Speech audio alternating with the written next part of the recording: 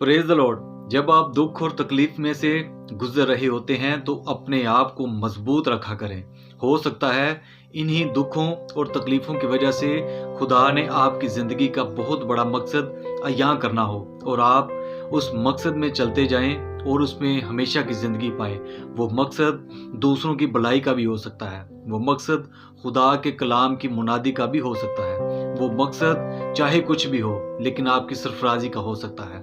जब हम यूसुफ की ज़िंदगी पर गौर करते हैं तो यूसुफ ने अपनी ज़िंदगी में बहुत दुख और दर्द को बर्दाश्त किया और 50वीं पैदाइश 50 बाब और 20वीं आयत में लिखा है, तुमने मुझसे बदी करने का इरादा किया था लेकिन खुदा ने उसी से नेकी का कसद किया। Praise the Lord. यूसुफ के साथ जो कुछ हुआ वो उसने दुख और तकलीफ बर्दाश्त की और उसी से उसकी ज़िंदगी का मकसद यहाँ हुआ। इसी तरह यीशु मसीह ने दुखों को तकलीफ़ों को बर्दाश्त किया और हमारी नजात का बायस बने। हमें अपने आप पर गौर करना चाहिए कि दुख और तकलीफ़ खुदा की तरफ से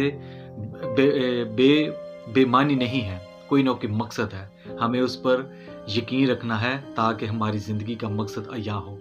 गॉड ब्लेस यू ऑल।